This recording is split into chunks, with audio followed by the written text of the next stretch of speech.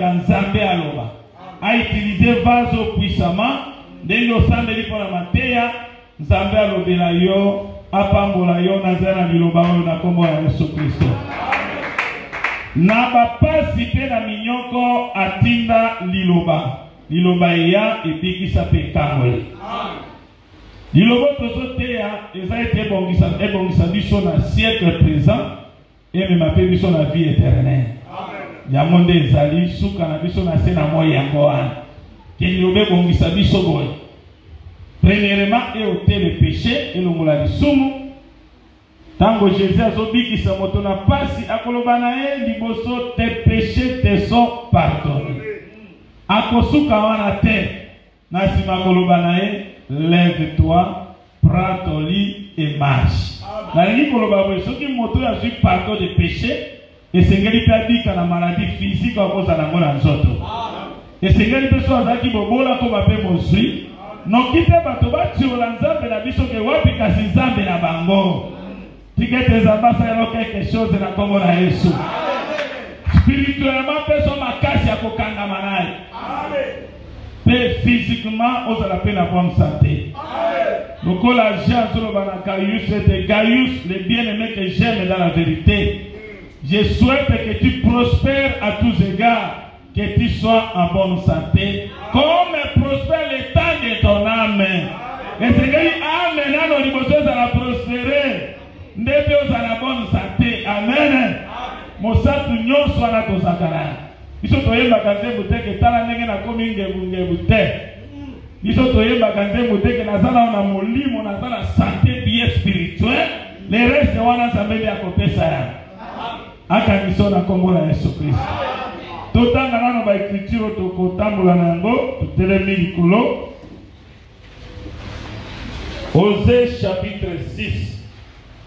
Et bakopesa tomoko micro akotangela ngai na kolimbola na lingala potokende na mwa mbandu na banda nano na premier verset mais ba écriture mususu ndeko mosu akosunga. Osée chapitre 6 premier verset au troisième verset. Venez, retournons à l'Éternel, car il a déchiré, mais il nous guérira. Hein? Il a déchiré lui-même, il a frappé, mais il bandera nos plaies. Il nous rendra la vie dans 2 jours. Le 3e jour, il nous relèvera. Et nous vivrons devant lui. Cherchons, connaissons, cherchons à connaître l'Éternel. Sa venue est aussi certaine que celle de l'aurore. Il viendra pour nous comme la pluie du printemps qui arrose la terre. Amen. Toké du sous, Tozi Jonas. Une très grande ville de 3 jours de marche. Colomba au nom de Jésus. Jonas chapitre 3. Bandina premier verset.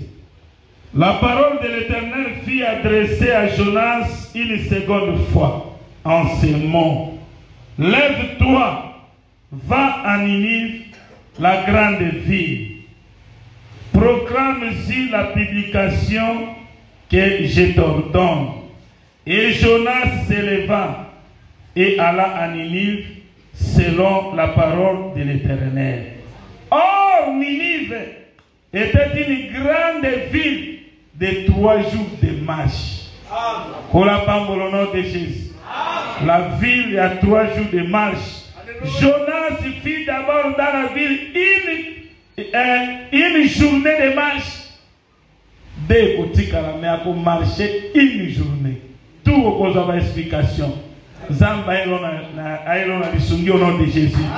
Il criait et disait 40 jours et Ninive est détruite. Mais au moment où on a gêné, on a un jour même lié Kolongwa. Donc les jours où il y a prédication et Kolongwa liwa.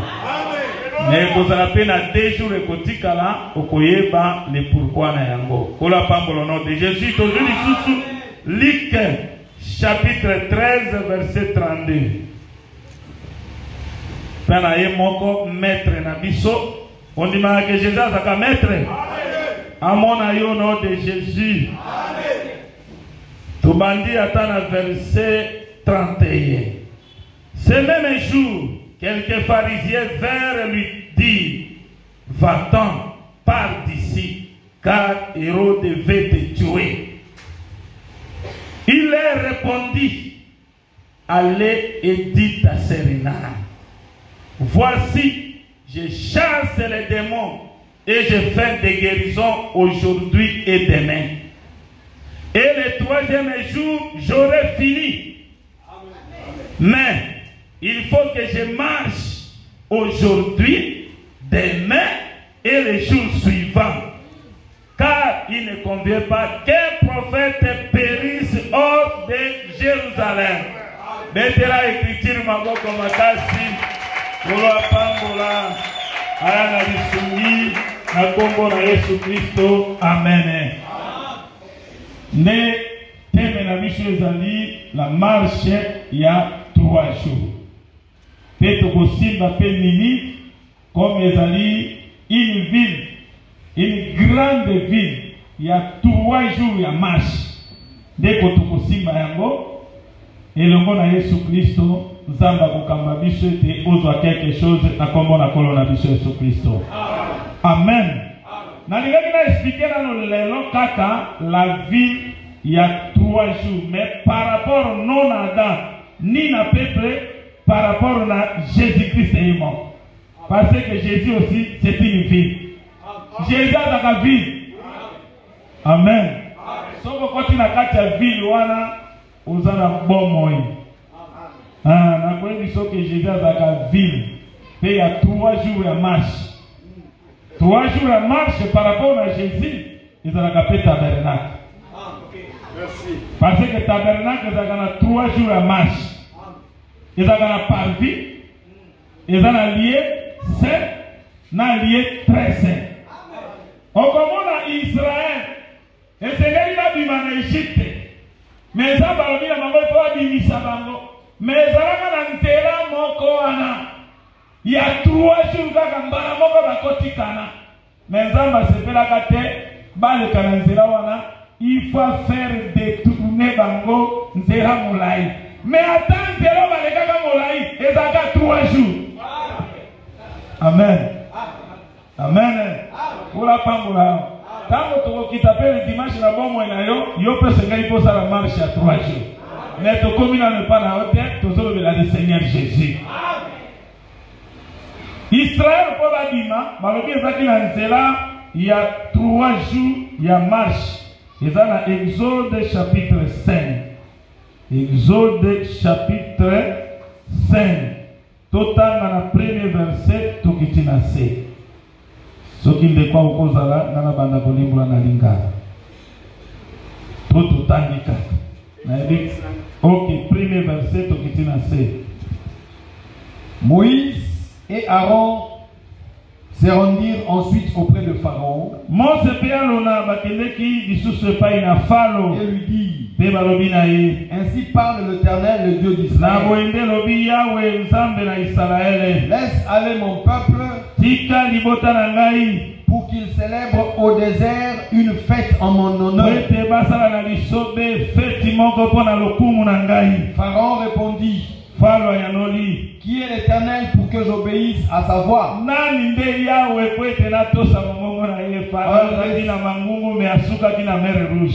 En laissant aller Israël,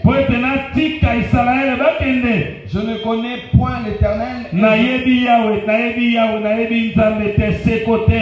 je ne laisserai point aller Israël. Il dit, le Dieu des Hébreux nous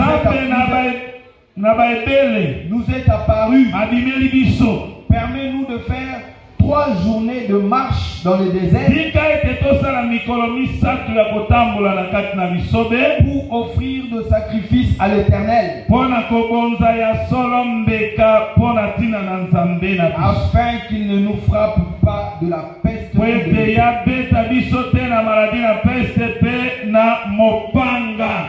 Amen. C'était marche à 3 jours. Mais malgré ce qui s'emballait, qui s'active à Mokunate, et c'est là qu'il faut un moyen qui peuple va mon guerre. Naba Philistin, Babanga, Bazonga en Égypte. Dans les qui n'a bangona détourné. Sans qu'on tourne ici comme ça, n'a pas son le qui s'active à moi détourné. Guerre, ça a quitté. Amen. C'est 3 jours. Nalobi que tabernacle est dans la ville mobimba. Il y a marche à 3 jours. Or, ceux qui ont allé dans le tabernacle, ils ont na parvi. Na kati ya parvi, okokuta hôtel des holocaustes. Et si ka babo makambeka. Donc à parvi, ils ont en Égypte. Amen. Ok. Amen. Amen. Parvi est en Égypte. On l'a pas pour le nom de Jésus. Amen. Pour babomaka pe Jésus en Égypte. Voilà. Amen. Amen. Babomaka Jésus en Égypte. Pour bandeko ba mona teke na zoloba tozwa vraiment sika baloba que Yesu akufa ki en Égypte. Apocalypse chapitre 11. Voilà. Tozwi verset 7. À cause de des témoins de côté, profession qui s'amène en tête. Apocalypse 11, il y a un de Malachi 4. Et qui s'amène après enlèvement de l'église. Tant que les 2 témoins de côté à Israël. Les 2 témoins de la les 2 prophètes au Batikala en Israël, Batikala en D. Les abotabana motoba. Amen. Mais aboti liboso ribe. Aboti Simeon. Aboti Lev, aboti Jida. Jida le 4e. O lo kumweso.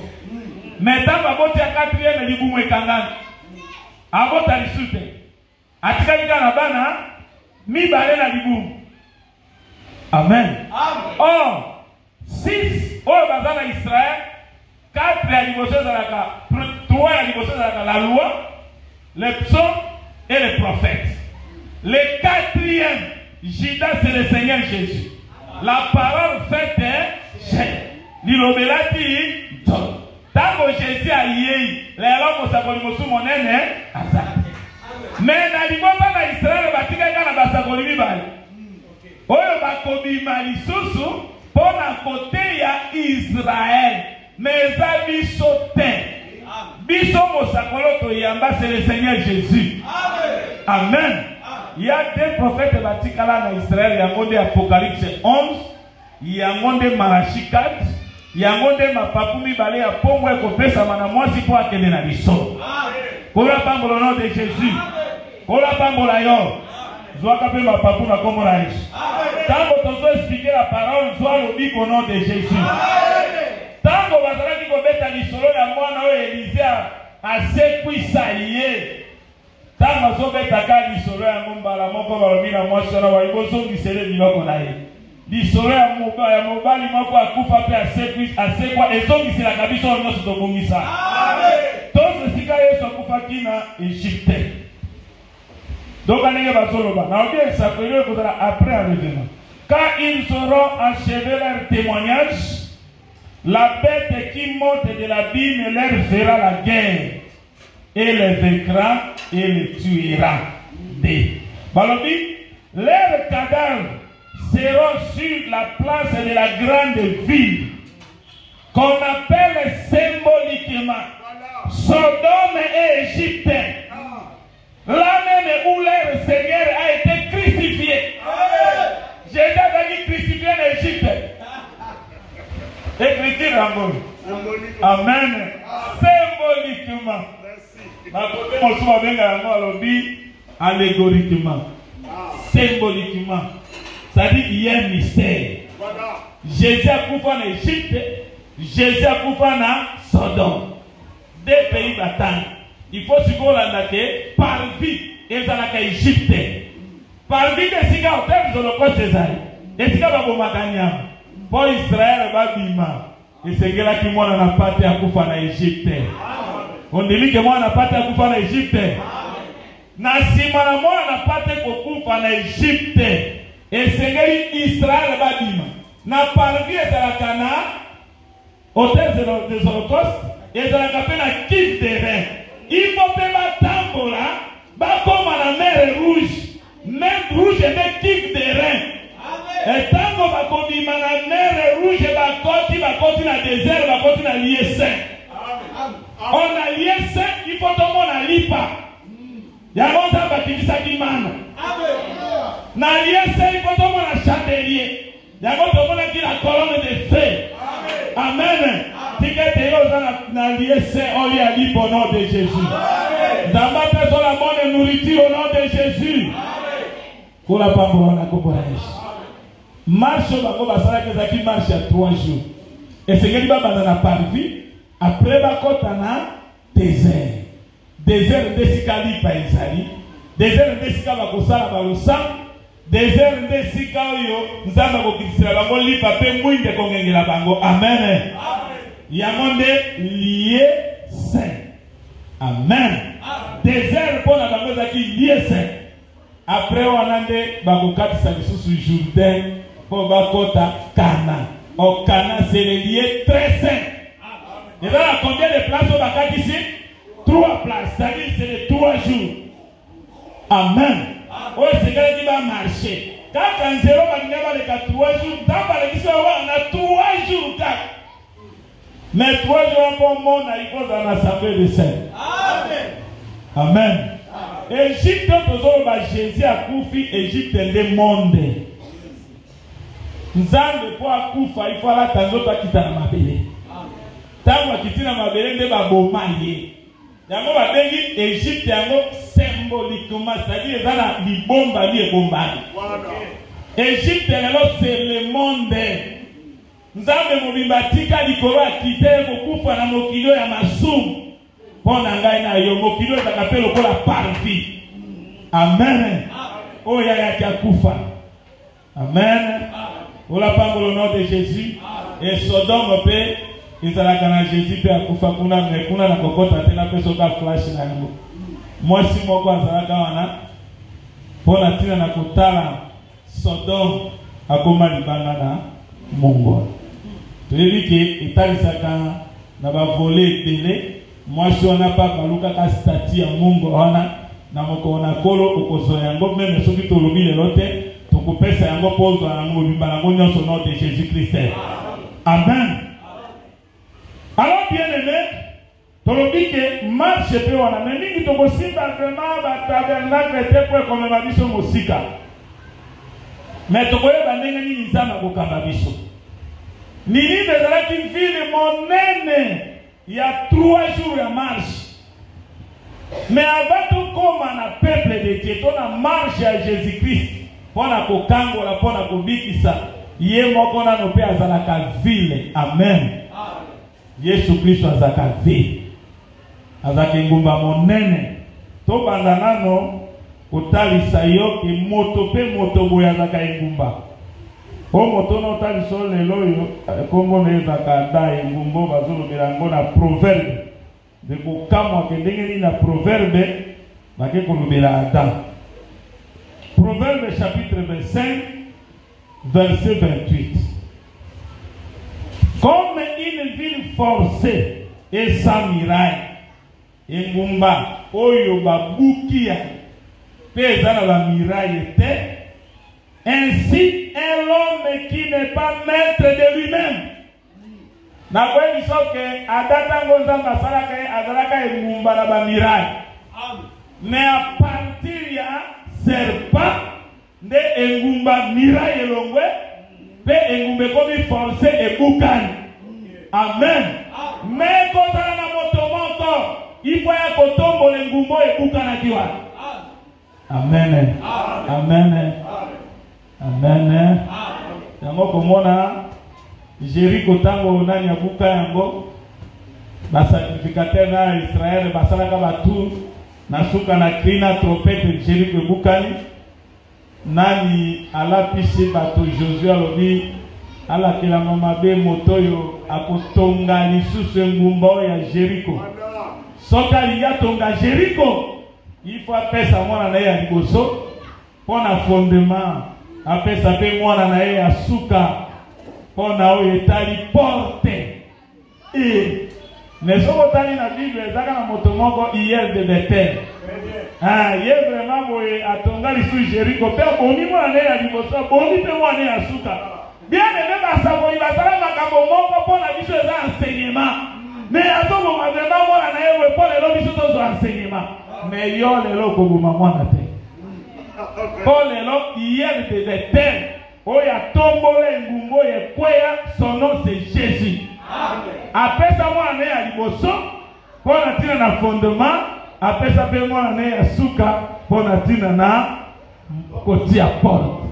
Okotuna Jésus mwana na liboso na binga moko je suis le premier. Okotuna Jésus kacho ya suka kanga moko pe le dernier. Nazaka fils unique nazande Isaac. Nazaka na yayate nazana lekite. Ngai moko le premier, ngai moko le dernier. Amen. Voilà pas au nom de Jésus. Jésus t'a dit que le roi a coupé le serviteur. Il y a roi, le premier, il y a serviteur. Voilà pas voilà. Il y a le roi, il y a souverain sacrificateur. Voilà pas voilà na komola Yesu. Il y a le premier, il y a le dernier. Mais côté de ce que nous avons mis, tolobi ke Adam ye bazalaki ville oyo ezalaki sans miracle po ete azalaki motoyo azalaki maître na ye moko te ntango miracle ebukani esili ndako ekwei dakomi vide tondimi ke moto azalaka mpe ngumba si awa tomoni yango prophète mpe azalaka ville. N'est-ce que le Seigneur Jésus? Prophète Père Azalaka ville. Jérémie chapitre 1. Jérémie chapitre 1. Aujourd'hui, verset 18. Nous allons dans Jérémie. Voici, je t'établis en séjour sur tous les pays. Comme une ville forte. Amen. Ah, Mossakola comme une ville. Ok. Une colonne de fer et un mur de rein contre le roi de Juda, contre les chefs, contre les sacrificateurs et contre le peuple du pays. Ils te feront la guerre, mais ils ne te vaincront pas. Car je suis avec toi pour te délivrer. Amen. Ton dit que Mosakoli a aussi ville. Mosakoli a ville, les gens miracle. Soko koti na kati ya prophète wana, mutakosi mbona kati kuna zate. Amen.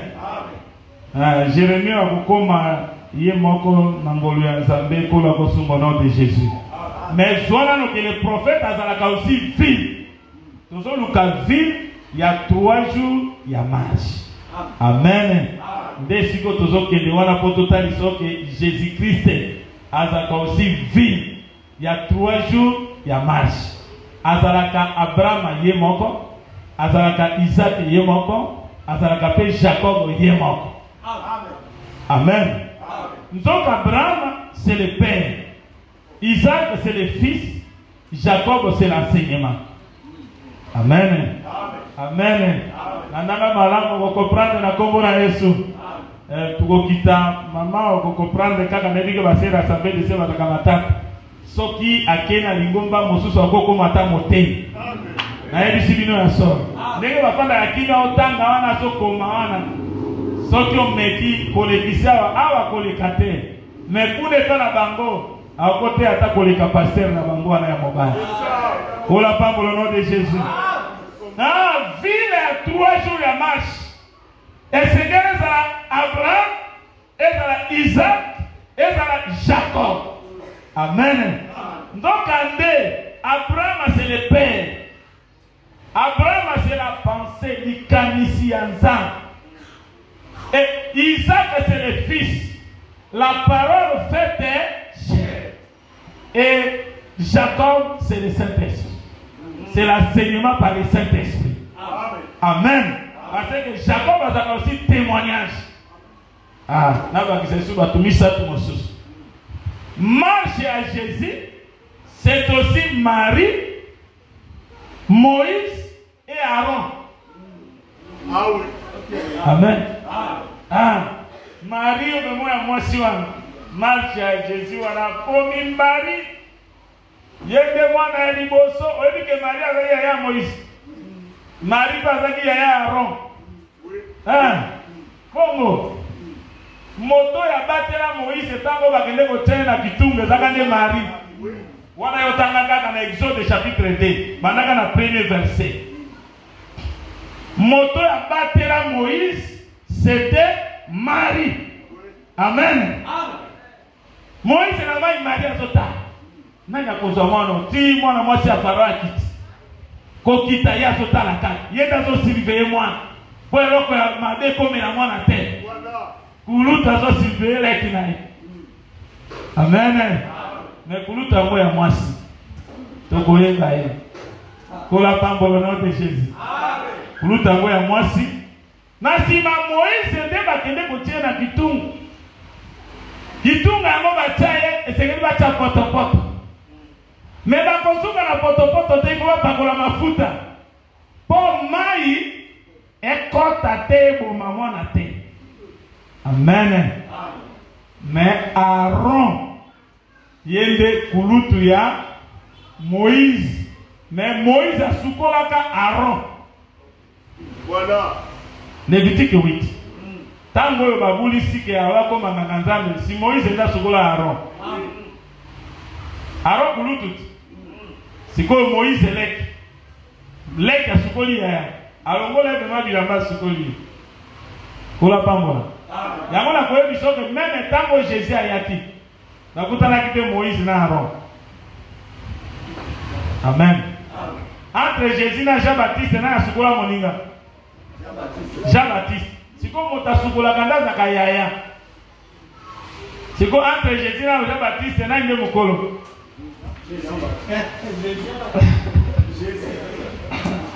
Réponse Seigneur se ça bien. Nanjoto boy. Jean-Baptiste aza yaya ya Jésus. Logo la paix Aaron azalaki yaya ya Moïse. Mais Moïse nda sukola nani Aaron. Siko poko kiselo comme dimisa que Jésus aza kulutu ya Jean-Baptiste. Okozonga kama loba na Jean-Baptiste yemo Jean chapitre 1 verset 15. Abi oyo moto mone azoya boye. Na kokite kofongola sasinga la sapato na ye. Oyo azoya sima na ngai me azalaka liboso na ngai.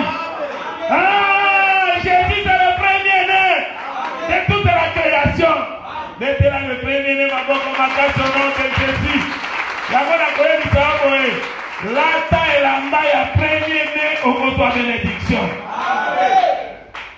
Jacob a bénédiction, il faut la taille là-bas ya Esaü. Oh, le véritable Esaü, le premier-né, c'est le Seigneur Jésus. Tant que tu as sauvé à Bilamba. Alors, l'odeur de mon fils, c'est comme l'odeur que les chants de l'Éternel a béni. Tant que tu as sauvé Esaü, mais, Nakati wana, Mongongo ya Jacob.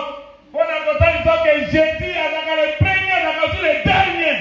Il y a mon Esaü, il y a mon Jacob. Nakati a ton encore. Il y a le premier et le dernier. Entre le premier et le dernier, la bonne moyenne. Pour la femme, pour le nom de Jésus.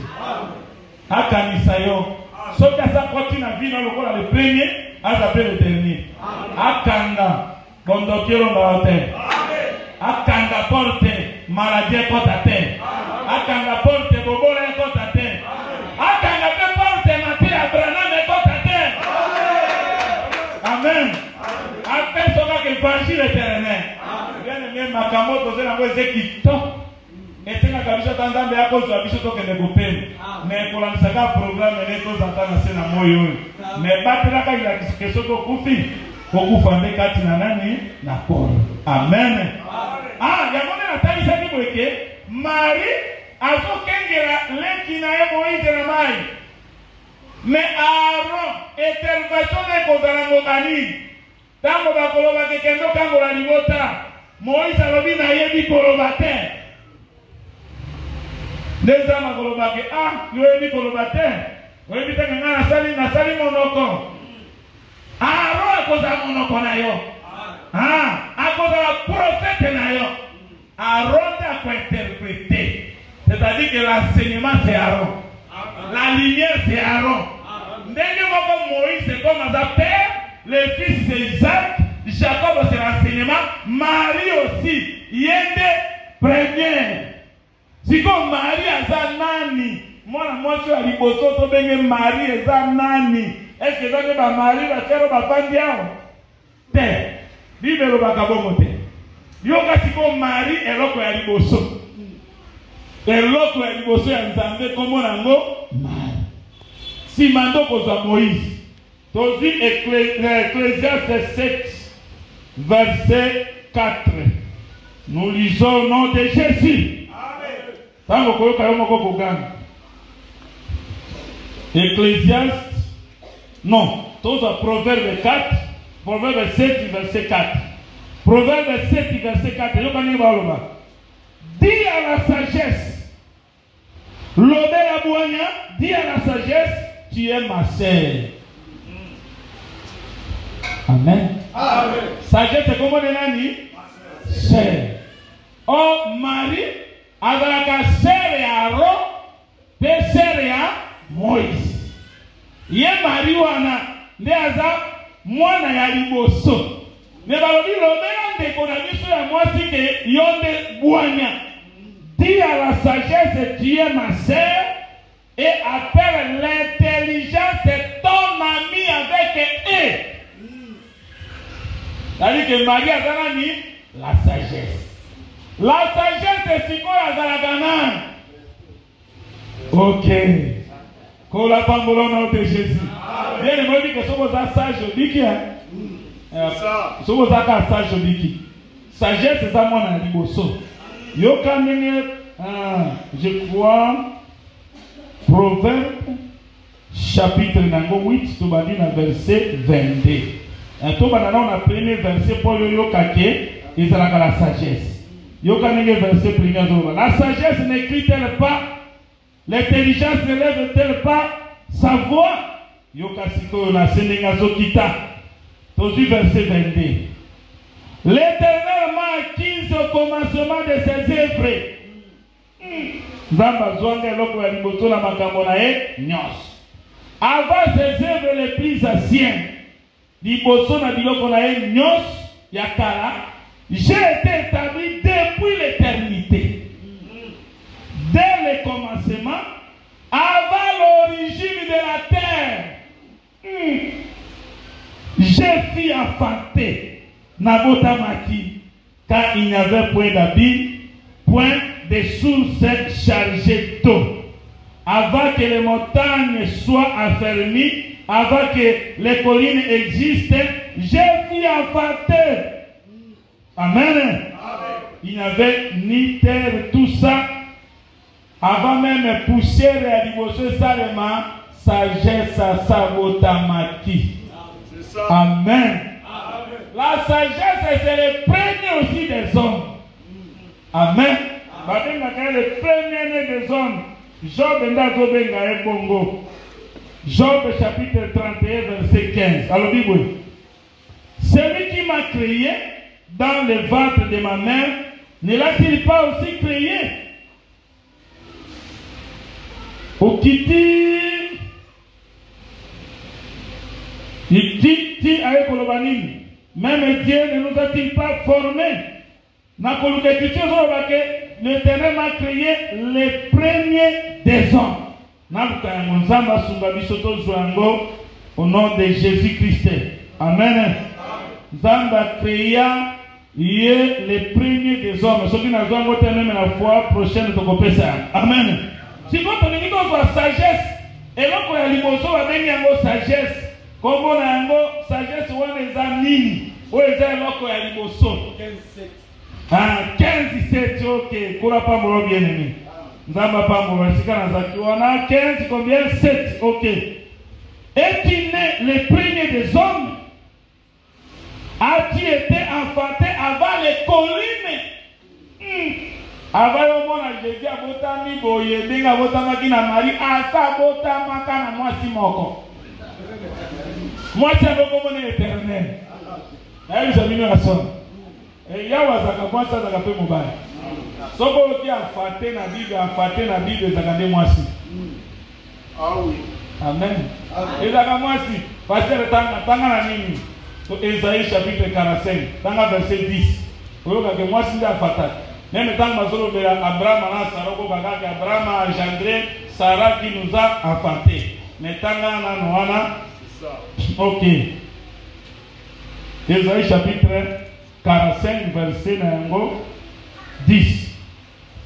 Donc, on a dit des autres. Isaïe 45, verset 10. Ok. Malheur à qui dit à son père: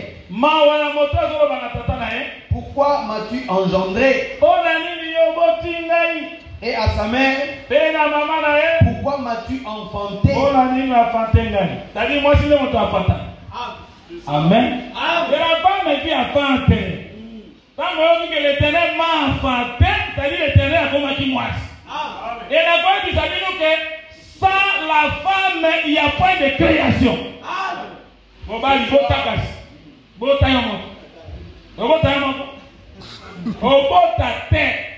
avec la femme, au commencement était la parole, et la parole était avec Dieu, et la parole était Dieu.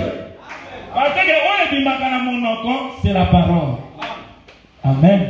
Matthieu chapitre 4, verset 4. C'est la parole de Dieu. Il y a un monde de il y a Jésus a le premier de toute la création. Amen. Amen. Ok. Matthieu 4, 4. Ok. Jésus répondit: il est écrit, et comment mis, l'homme ne vivra pas de pain seulement, mais de toute parole qui sort de la bouche de Dieu.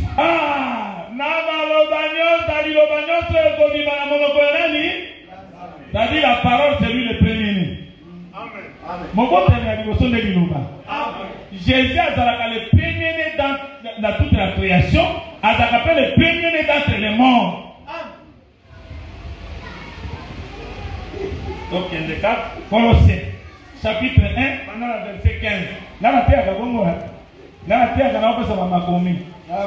c'est ça la saveur de Saint. Pour les révélations de la côté de matin. Si on dit que mon beau ami a l'émotion de Marie de l'année, la sagesse. Oh, la sagesse, c'est la parole. Amen. Dès mon beau ami a dit que la parole s'est faite chair. Donc, il dit, c'est ça. Colossiens 1,15. Ok. Il est l'image du Dieu invisible. Le premier-né de toute la création.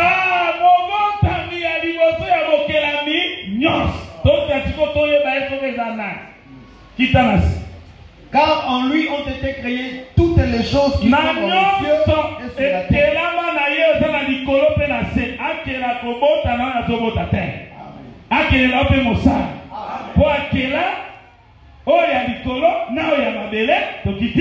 Les visibles et les invisibles.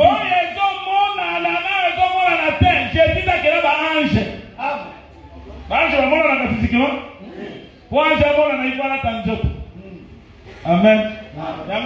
Jésus est maman d'ange de l'éternel a quitté par Abraham, il faut la tanjoto. La maman il faut aller. Voilà tanjoto. Mais ange est un esprit à Kater. Parce que les anges sont des esprits. Amen. Jésus n'a que là ange. Comme nous Jésus a que là ange, on va dire que la libara bonne. Azama que la mosala bonne. Quand la première né à Coco, ils sont les premiers. A Kolongola Mokila, Coco Mamutu. Posséder porte à banguna na yo. Zambasa la puissant nom de Jésus. Qui t'a ton nom aye premier ni anga mokota mi aliboso. Trône et dignité. Ngwende yenda kela. O ngwende zamba fande la ka yenda kela. Jésus na kela ngwende. Siko na troublé o. Ko ni magelela kela ngwende. Yo kasi konza menenga bena ngwende na lolenge mosusu. Le ciel est mon trône. Ah, Lola est allé Gwende. Ah, t'as dit Lola, c'est Jésus. Avant même avant la Gwende, il y a mon pote ami qui est là Gwende, c'est au ban. Mais avant il a corps le corps des anges. Avec esprit, avec vos années qui a la terre. Ah, Jésus. Amen. Ah, Jésus. Azanzambe, atoto mona l'esprit se mouvoir de kolo ya mai. Esprit to tambola, ndoko bandai koluka esika ni inafanda. Esika inafanda.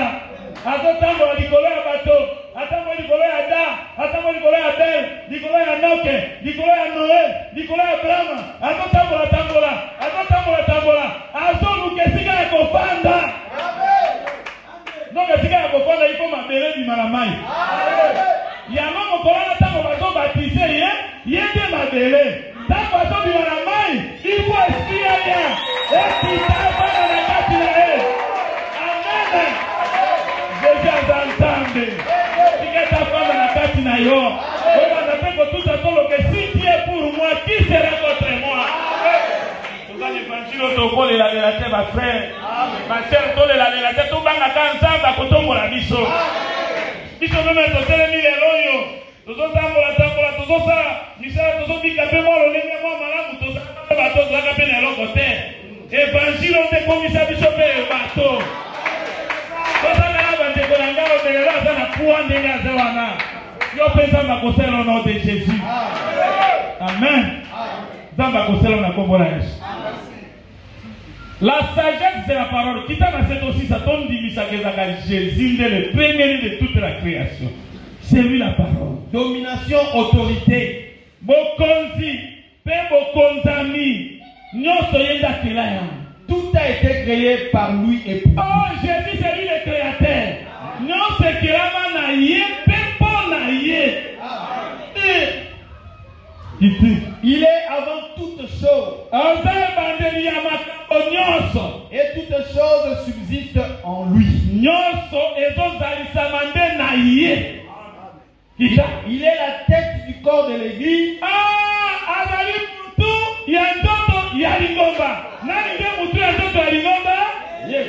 Jésus va bien que c'est lui la tête du corps de l'église. Il est le chef de l'église. Amen. Donc, il y a un chef, on va passer à la chef. Le chef va être. Oh, comment il y a terre? On va passer à la chef, on dit mango. Le chef va être. Pour la femme, au nom de Jésus. Mais mon conti à l'ingomba, mon colo l'ingomba, le chef suprême, c'est Jésus. Voilà pourquoi ton Zalaka n'a souverain pasteur était. Souverain pasteur a dit que c'est Jésus. Les grands prophètes, c'est Jésus. Ils sont comme Tokokani. Docteur avec évangéliste c'était. Alléluia. Évangéliste est un militaire comme un prophète. Mais la grâce est donc il dit, il est le commencement, le premier-né d'entre les morts. Azali moto ya ebandeli mobotami ya liboso katina bakufi. Pendant le premier à tout kita. Afin d'être en tout le premier. Le premier. À la création, il y a encore le premier. Au Kodanga, il y a des gens qui sont en donc, à Gobota, on a dit que c'est un peu de bima. Ah, moi, les amis, Nathalie Soba, maman Motoba, maman Mine, maman Mine, 4 mères, Babota Jésus. Amen. N'a le cas ma passant, pour dire qu'à la bonne côté. Maman, il me c'est l'éternel. C'est total. L'éternel m'a enfanté avant les choses les plus anciennes. Zambé d'Abotaï a enfanté maman à beauté. Okobota liboso c'est tant que la parole est bima. Na liboso avant lilobekela makambo lilobana nde bimaki. Ye mokaza mobota mi ya liboso. Ah, nakali so mama mi ba. Asisi kozala mobota mi ya création kuna aye kokota na libumu ya mari. Na libumu ya mari ba kenza kama na liboso. Amen. Bisika no so ya kota kazaka moto ya liboso. Meme kundao bachai. Bacha moto te. Yenda banda kundawa. Na libumu ya mari pe mari vierge. Mais il y a encore les premiers.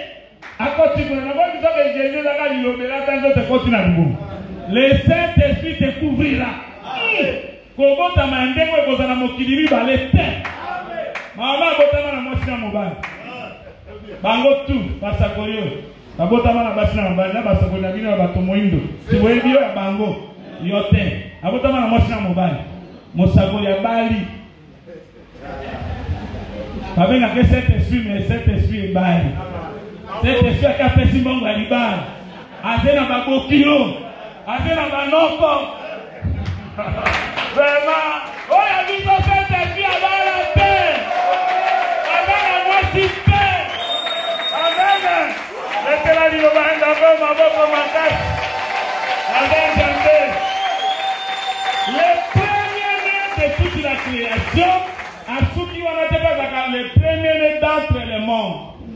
Moto ya liboso pe amata likolo, c'est Jésus. Soko tete. Tuna Jean, bani na chapitre 3, bani na 12 autres kitanas. Yoka Jésus. Personne n'est monté au ciel. Si ce n'est celui qui est au ciel, le Fils de l'homme qui est sur la terre. Adam a fait, mais Adam likolo. Kolo ya kita na Sinai. Abanda kiti na Sinai azo ba niveau de ciel. Moto moko nzamba kiti na Sinai ni azo ba na likolo. Wana zaka na Néhémie chapitre 9 verset 13. Tanga yango komona wana yomo kotanga ngo zaka yango wana. Néhémie chapitre 9 verset 13. Il descendit dans la montagne de Sinaï et il parla du haut des cieux. Yango betanga kitaka na mabele na Israël. O kamongolobi. Celui-ci est mon fils bien-aimé. Donc, il y a un moment où il y a un moment où il y a un moment où il y a un moment où il y a aussi le premier-né d'entre les morts. Motomata likolo te avant Jésus. Vraiment. Tango nani Eli amata akitaka ni. Eli akomataka kitaka. Kitaka. Après c'est écrit en Éphésiens chapitre 4. Bakomi tungisi que Jésus Paul filo daga makambo Paul te makambo moko batolo bagao ngai na telero na l'équipe Paul keba yo kanenge Jésus azoba. C'est Éphésiens chapitre 4 bani na verset 7. Mais chacun de nous la grâce a été donnée selon la mesure du don de Christ. Verset 8. C'est pourquoi il est écrit, étant monté dans les hauteurs, il a amené les captifs et il a fait des dons aux hommes. Yokasiko, qu'est-ce que signifie il est monté? Verset 9. Or, qu'est-ce que signifie il est monté? Sinon, qu'il est aussi descendu dans les régions inférieures de la terre. C'est-à-dire qu'il y a en réalité un kitaka.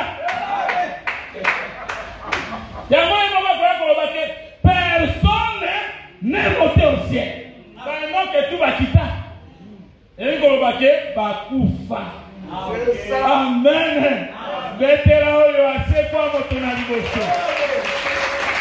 À part, comment ta maman ton liboso, ma camarade, assez quoi peut mon ton liboso. Yé moko. Il y a assez quoi le premier. Tous les gens Matthieu 27. Voilà le verset 55. Quand on occupe on a appelé ça la exhortation. Na tika na minute boni mo passer. Le bela ngai po ngai. Tá insana. OK, merci. Ok, 10 minutes. Matthieu 27, 55. Ok. Il y avait là plusieurs femmes qui regardaient de loin, qui avaient accompagné Jésus depuis la Galilée. Parmi elles était Marie de Magdala, Marie, mère de Jacques et de Joseph, Marie, maman de Jacques et Père de Joseph. On va verset comme verset 55, 55, le chapitre 27. Ok, Tokiti, Tangawana, Kende Tujuana, Koba. Verset 50. Et Bandana verset 50, ok. Bandana verset 50. L'écriture est verset 50 bien. Jésus poussa de nouveau un grand cri et rendit les yeux. Et voici le voile du temple se déchira en deux. Depuis le haut jusqu'en bas. Lobi pe utaka na likolo nde kiti na mabele. Bato nyonso bazana bato na bango ya mabele bapesa lobi kote. Ona biso azalaka nde likolo nde kiti si lobi ko na mabele. Lokiti la terre trembla, mabele lingani, le rocher se fendit, ba mabanga epasuki, les sépulcres s'ouvrirent, bakunda efungwani, et plusieurs corps de saints qui étaient morts ressuscitèrent. Ebele tango yeso akata motema. Baibele na banzoto na basantu basali nini basekwi mebakobi mate landa na setokiti. Étant sortis des sépulcres après la résurrection de Jésus,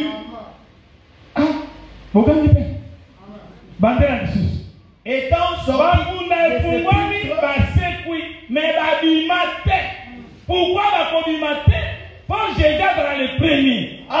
Étant sorti de sépulcre après la résurrection de Jésus. Il faut 3 jours les cas.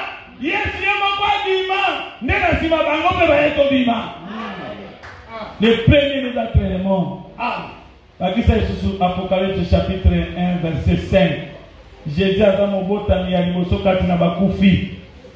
Yenda sekwa moto na limoso lokola pe asekwa yango pola kolendisa biso ke comme Jésus a ressuscité des morts yo pe le wata okufi yeba kosekwa akosekwisa pe yo yango bandimelaka moto yo asekwa. Amen. Baibi wana nazaka na raison balobi mibikisa obikisa pe yo mibikisa te Branham. Okobikisa biso ndenge tondinaka oyo amibikisa. Donc oyo amibikisa c'est celui qui a vaincu la mort. Oyo alonga liwa yende amibikisa. Yango ata lelo nakufi Yesu akosekisa ngai.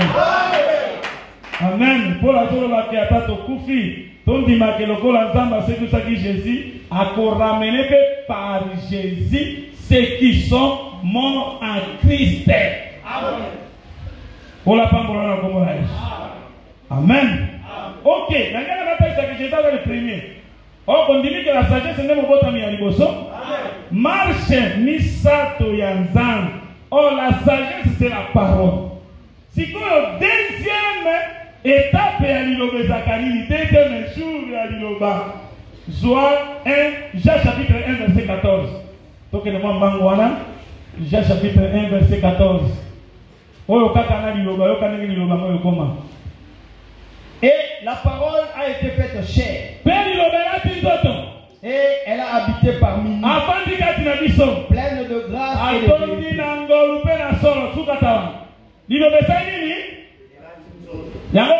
Marie c'était la sagesse.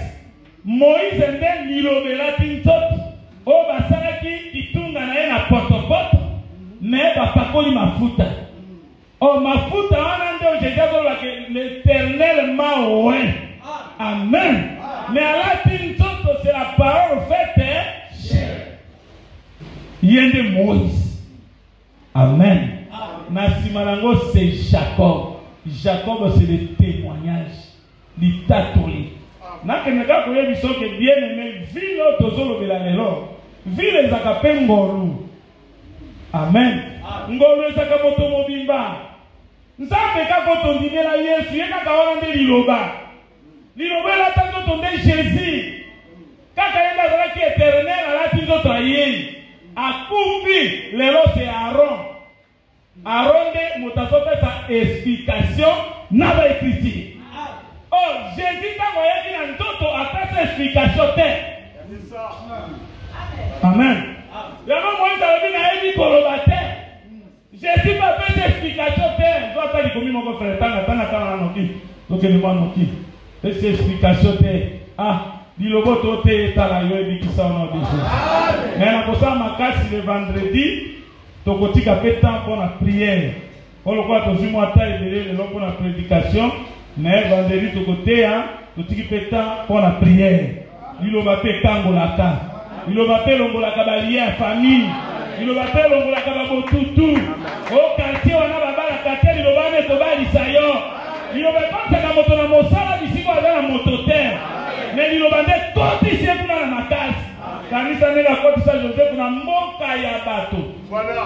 Deuxième personnalité. Égyptien va otala ba otosai. Liloba nde kotisi kuna. Akotisa pe na bisiko zo luka wana. Bakama gokomi andenge nini nzambe na nganda kotisi nga. Eba mekona mosala nzamba beta eba longola yo tika lokoma mokozi na siko wana. Tokititana watu. Na loba kotanga napesa ki écriture moko wana. Na loba ki otanga tolobi ke l'explication c'est Aaron. Jésus ateya na masese alimbola te. Yoka sikonde Jean chapitre 16 verset 25. Jean chapitre 16 verset 25. Cet esprit a sali ki azongi selinga kamangona moto. Jean chapitre 16 verset 5. Yoka ne Jésus azoloba. Jésus moko azalaka moto aloba na masese. Jésus moko bazaka moto ya kolimbola. Po moto azaka na lisese kaka ye moko ndalimbola. Tokiti, je vous ai dit ces choses en parabole. Je vous ai dit ça dit na passé. Na lomela kibino makambo wana na masese. L'heure vient où je ne vous parlerai plus en parabole. Mais où je vous parlerai ouvertement du Père.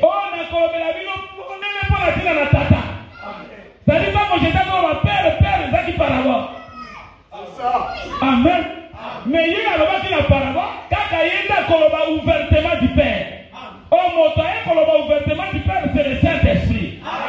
Donc Aaron, c'est lui le Saint-Esprit. Parce que Aaron, c'est aussi la lumière. Si quelque pas éclairage, il au nom de Jésus. Explication va écriture là-dedans. N'est-ce pas expliquer va écriture à expliquer le problème là. Après ça fait solution au problème là. Amen. Mazan Sambe mon aîné. Il y a un moment qu'Abraham, c'est le Père. La parole. Mais Isaac, c'est la parole au fait. Il y a un tumbelo. Et Jacob, c'est lui l'enseignement.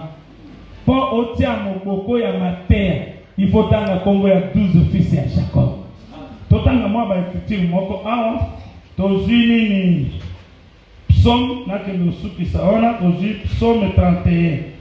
Psaume 31, dans le verset 20. Psaume 31, verset 20. Ok. Oh, combien est grande ta bonté! Oh, le nini, bola monayo, ezali kitoko. Que tu tiens en réserve pour ceux qui te craignent. Oh, le bola mango bombela ba babanga kayo.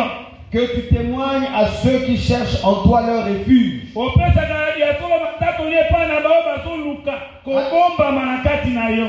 À la vue des fils de l'homme. Nakati na komona kabana ya moto mere fish na bio saba tuna mokili ba fandi ba osala mabe e bomba melo na biso c'est Jésus. Tokiti, tu les protèges sous l'abri de ta face contre ceux qui les persécutent. On ali ko bomba bango na abri ya elongi.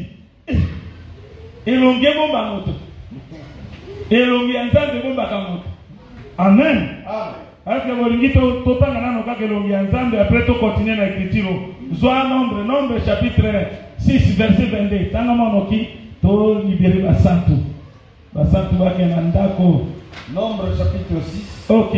Verset 22. Yo kanige l'on y a ensemble lo bengango. L'Éternel parla à Moïse et dit, Yahweh alobeli Mose pe alobi na ye. parle à Aaron et à ses fils. Lobela lona pe bana na ye pe lobela ye. Vous bénirez ainsi les enfants d'Israël. Boko pambola bo bana na Vous Israël. leur direz Boko bana bango. que l'Éternel te bénisse et Tika tenzambe aba pambola yo pe abatela yo. que l'Éternel fasse luire sa face sur toi. Ah, tika te Yahweh ndengise longina di kolone longina di kolona yo. Et longina de batela ndenge soba no di kotone. Et tokiti et abatela yo. Et qu'il t'accorde sa grâce. Asalela ngolwa elongi nzambe c'est la grâce. La grâce est un refuge. Donc il te commande que grâce avec kokoma kombo kita. Que l'Éternel tourne sa face vers toi Yahweh nzambe balusi elongi atala yo. et qu'il te donne la paix. Apesa yo kimia. C'est ainsi qu'ils mettront mon nom et sur les enfants d'Israël. Ndewa na bakozwa kombo na ngai bakotia likolo na bana na Israël pe na pamboli bango. Kadi kombo na nzambe nde elongi nzambe. Yango nde refuge. Yango nde sika ya bomba. Otuni apocalypse kombo ya nzambe nini? Jésus balobi son nom c'est la parole de Dieu. Amen. Évangile éternel c'est un refuge. Soko za sango malamu za le bomba melo. Elongi nzambe nde sipio. Kombo na inde za likolo na yo. Yango loba que le nom de l'Éternel intime tout fort. Le juste s'y réfugie, il est dans la sûreté. Amen. Pique tout dans la carte na kombo na Yesu. Aussi ça, ni psaume. Psaume 31. 31, Tozongeli, verset 21. Verset 21, ok. Tu les protèges sous l'abri de ta face contre ceux qui tu les protèges dans ta tente contre les langues qui les attaquent.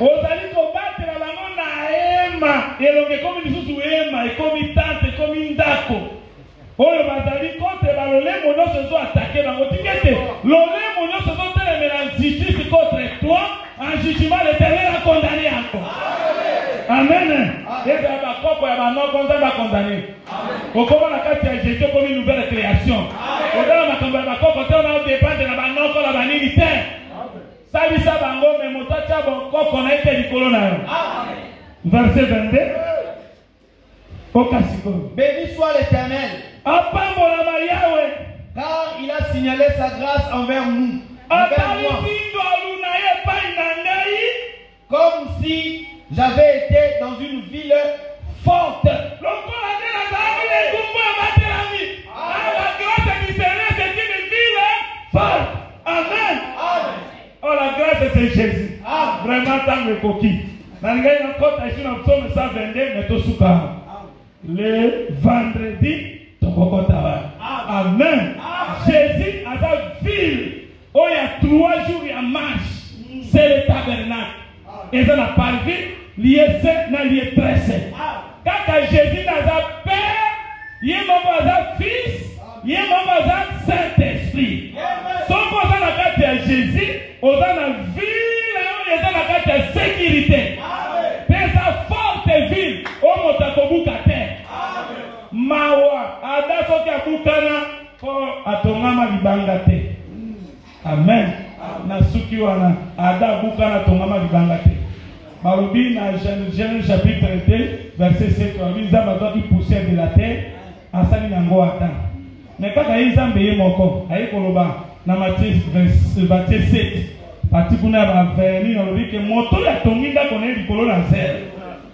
Soki ni pepe na bambongo bambula na ye makasi kosala nini? Donc tuna Nzambe ke na tonga kanda ko likolo na nzela. Yo moko na bangola ni ada.